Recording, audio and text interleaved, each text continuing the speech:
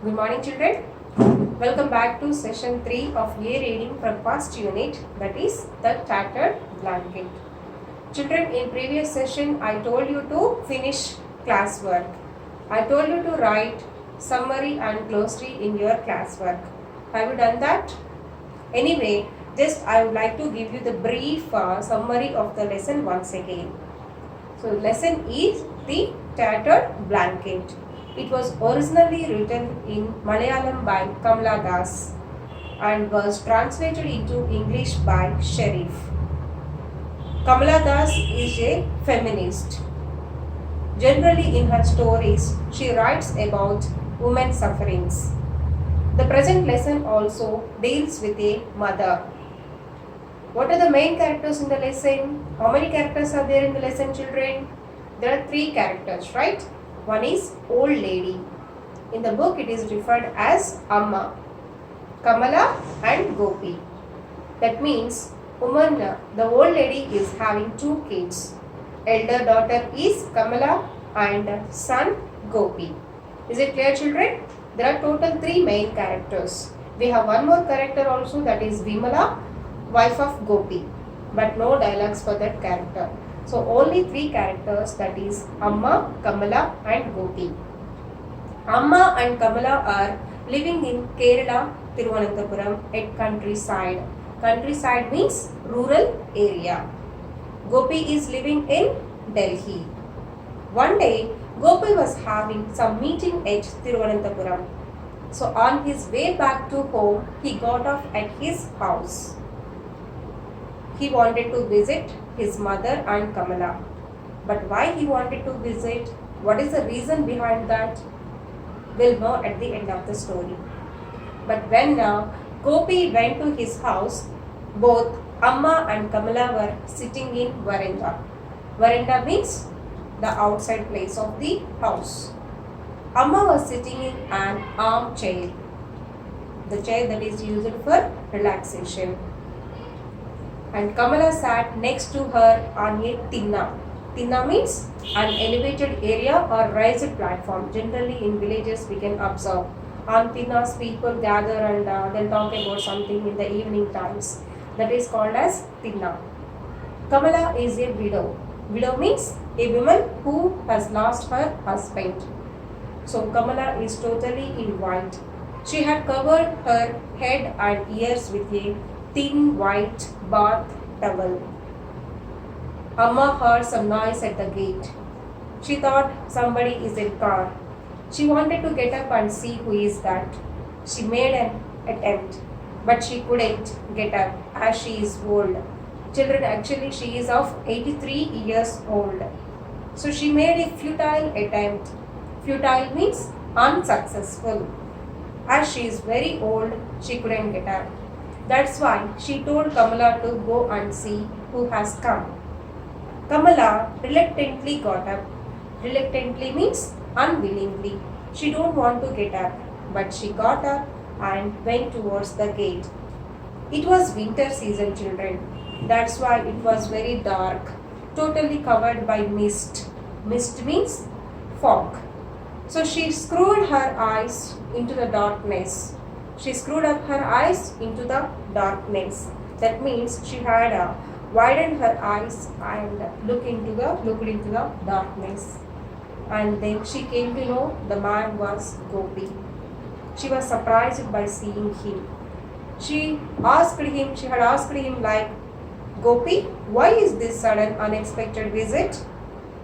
You didn't inform us before itself. Why there is no prior intimation? Why sudden unexpected visit? Then Gopi said, I had a meeting at Thiruvananthapuram. So just on my way back, I wanted to visit you people. While both of them were discussing, Amma had asked again, who is that in car? Then Kamala said, it's Gopi. Then Amma said, Gopi? Is his school closing for vacation? See, look at her Amma. As she is old, she didn't remember so many things. Still, she was thinking like that Gopi is studying in a school. So she had asked like, is his school closed for vacation? Again, then Kamala told Gopi that, look at her Amma, how is she speaking nowadays? I don't know, I'm not able to understand her mental condition. And then again, Amma had asked, is there any letter from Gopi? Then Kamala said, yes, he writes every day. Why is she saying like that? Because she doesn't want to make her mother unhappy. Actually, is Gopi writing any letters? No, not at all. He is not at all writing any letter to his Amma or sister. But still Kamala is saying like that. That's what she told to Gopi. As I don't want to make her unhappy, I'm just saying that every day he writes a letter. But you don't write any letter. Why don't you write a single letter to us? Kamala asked to Gopi. Then Gopi said, recently I got promotion. That's why I'm always busy. I'm on my toes. On toes means always busy. So I couldn't find time to write letters. Then Kamala asked, okay, agreed. If you don't find time, that is okay. But at least Vimala can write letters, right? Is she also not getting any time to write letters?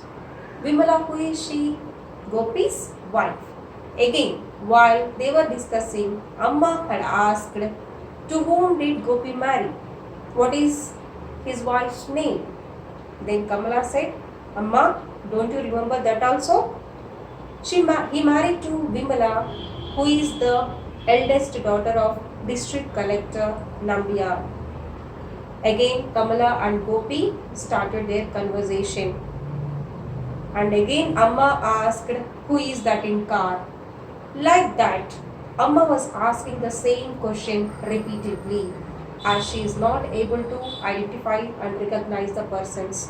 When she had asked again, Gopi went towards her, bent down little bit and said, Amma, it's Gopi, it's me. But still, she didn't recognize her.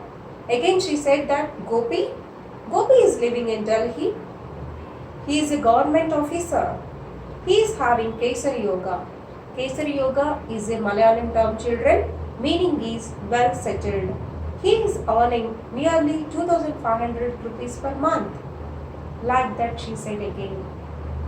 And again, after some time, she told Gopi itself, what she said, do you know my son Gopi? He is living in Delhi. Then Gopi said, yes, I know him. Then Amma told, please inform him to send me a blanket. Actually, I am having one blanket at present that was given by him itself when he was studying at Madras. But now it's completely tattered. Tattered means completely torn, worn out, which cannot be used further, which is having so many holes. And further she said that she is looking like a ball of knitted ant. So I can't use it, but I need a blanket because it's too cool.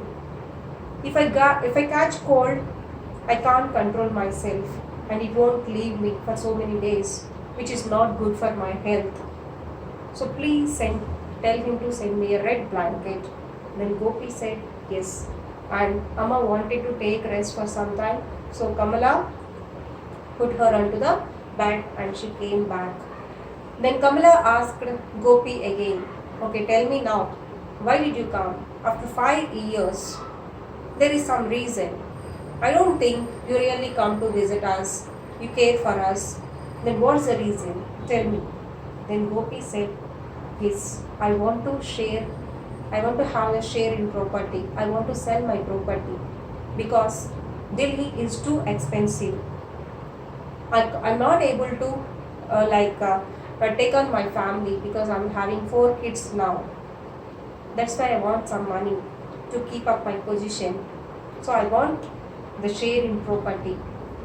Then Kamala said, yes, now also you came for property only. Okay, so if you take your property and if you're going to sell that, obviously after that you don't come here. Then Gopi said, don't say like that. Definitely I'll come. Whenever I find time, definitely I'll come. Then Kamala said, it took 5 years for you to come here. If you don't have the property also, obviously you will not come at all. Then Gopi said, what is the use? If I come also, Amma is not able to recognize me. Then Kamala asked him very annoyingly. Annoyingly means seriously. Yes, Amma didn't remember you. But do you remember your Amma? Amma, why is she not able to recognize him? Because Amma became very old. That's why. But Gopi, what happened to him? He is a middle-aged man. So is not his responsibility to remember his mother and sister? Is not his responsibility to take care of them? Yes, definitely. But Gopi is a selfish person. He wanted to just look at his family only. He don't want to look after his mother and sister, which is not at all correct. That means the lesson shows the broken relationships, which has been compared with the tattered blanket. That is the lesson is about, children. I hope you understood. Now let us see the vocabulary and grammar part from the textbook. All of you open your textbooks and open the book page number 8. Vocabulary. There are some words in the box. Let us see those words first, children. Irritation. Irritation means, you know that, right? Making someone uncomfortable or making them to annoy. Okay. Next, huddle. Huddle means, I told you while explaining the lesson, that means sitting. If you feel cool or if you are fear, if you are afraid of anything, then we sit like this. That is called as huddle. Next, awkwardly means strangely. Futile. This one also we discussed, that is unsuccessful. Vacation, you know, called as reluctantly means unwillingly. Exasperatedly means again annoyed, angry. Mumbling. Mumbling means speaking very quietly, unclearly. Okay. Now let us see the blanks, and we have to fill in the blanks with the suitable words. All my attempts to make him happy proved, which is suitable here, children? Proved futile. What is the first answer? Futile. Write down in the textbook itself, children. Futile. Next one. It was very cold, so I dashed in a corner. I huddled. I huddled in a corner. Third one. Forced by her parents, Sita took the diploma course. Reluctantly took the diploma course. Reluctantly means unwillingly. She don't want to take the course. But as her parents forced her, she took the diploma course. That means reluctantly. What are you mumbling? What is the fourth one? What are you mumbling? I can't hear you. What are you mumbling? I can't hear you. Fifth one. The news that he was denied promotion caused dash to him. Irritation to him. So I am just repeating all the answers once. First one, futile. Second one, huddled. Third one, reluctantly. Fourth one, mumbling. Fifth one, irritation. Is it clear, children? Let's have a look at the second bit. Multiple choice questions. His mother made a futile attempt to get up. What is the underlined word? Futile. Means useless. Option C is correct. Second one. It's all tattered now. Tattered means we all know that. What is that? Torn. Option D is correct. There is a cold mist in the mornings. Mist means fog. Option C. Fourth one. It's just like a ball of knotted and. Knotted. Knotted means rounded tightly. Option B. Fifth one, I can't make both ends meet with my salary. What is the underlined word? Underlined phrase means earn just enough money. Option C is correct. I am repeating the options once. C. First one C, useless. Second one D, torn. Third one C, fog. Fourth one B, rounded tightly. Fifth one C, earn just enough money. Okay, let's look at the grammar part.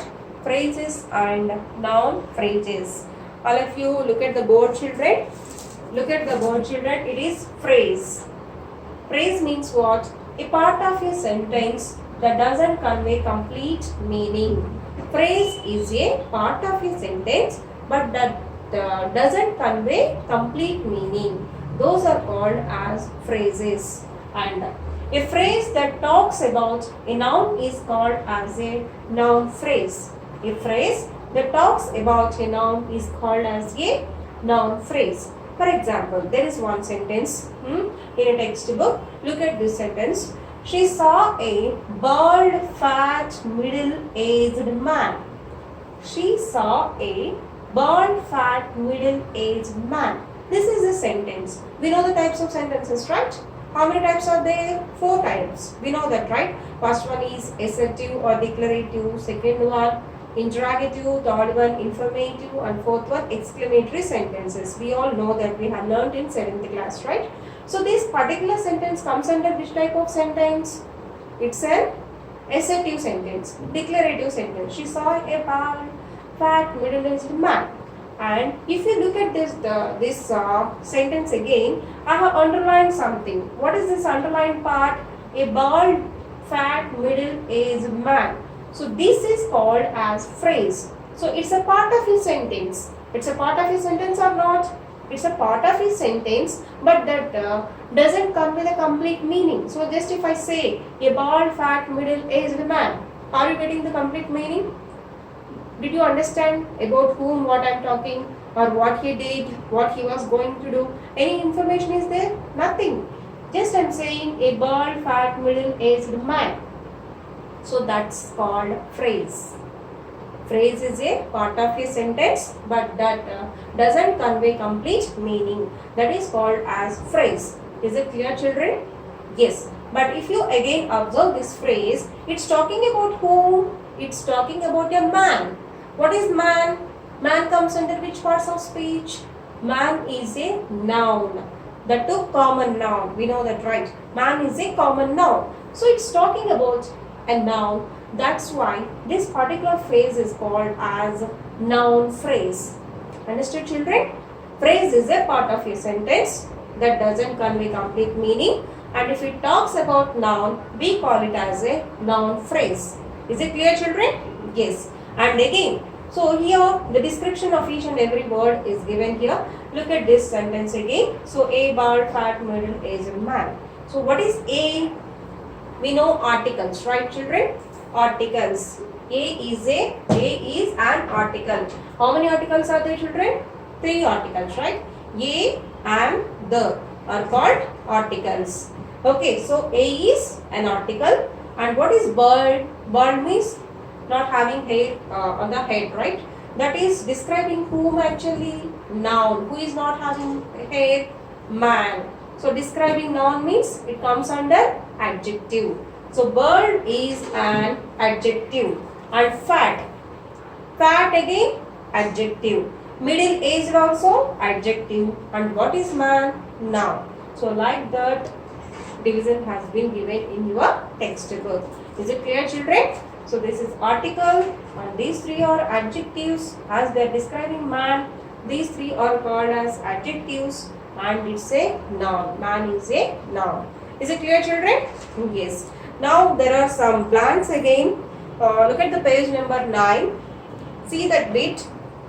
Complete the sentences with noun phrases using the words given in brackets. There are 4 bits. I'm just reading. Actually in the bracket some words are given. Those are in jumbled order. You have to arrange them in correct order and write in the blanks. All the answers write down in your textbook itself. Let me read those. First one is what? I bought. Remember, children, I bought. Buy, bought, bought.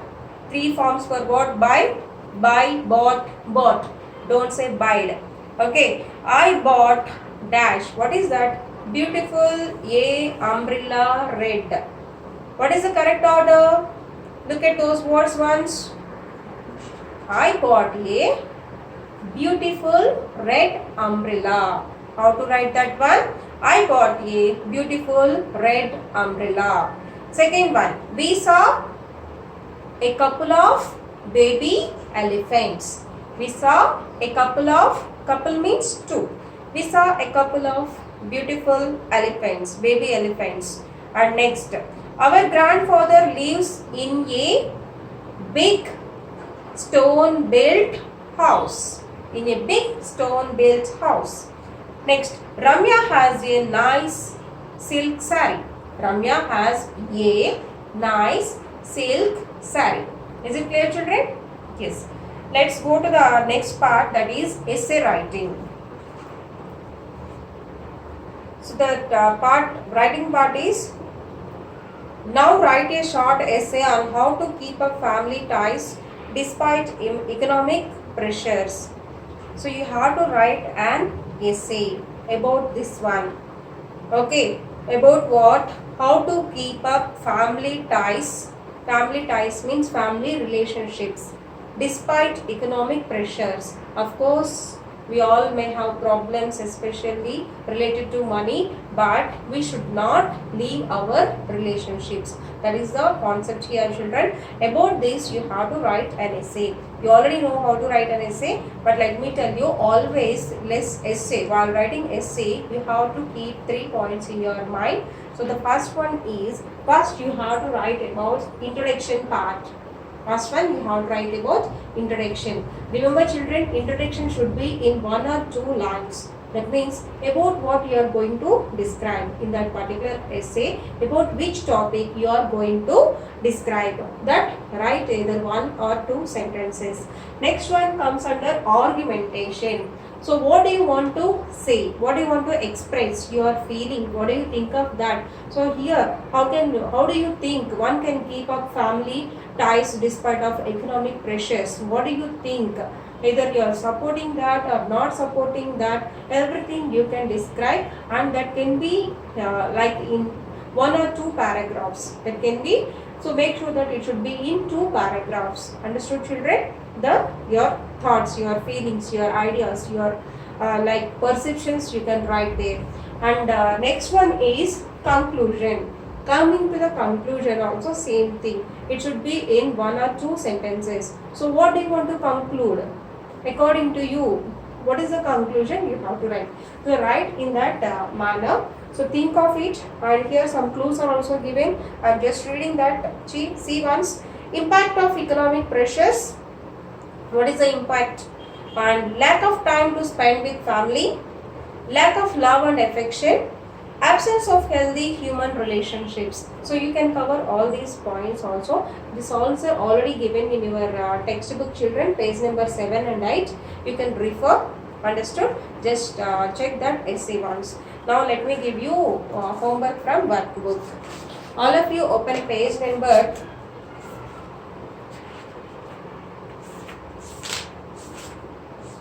28. There is one paragraph and questions are there. So read that paragraph and write answers for those questions in workbook itself. And next page also, page number 29, that is unseen passage, children, which is not from your textbook. Read that paragraph and answer the questions that follows. Next page also there. So today's homework is page number 28, 29, 30. Write down in your workbook itself and complete the classwork. In the next session, I will start the next poem as well as will cover the next grammar topics. Thank you.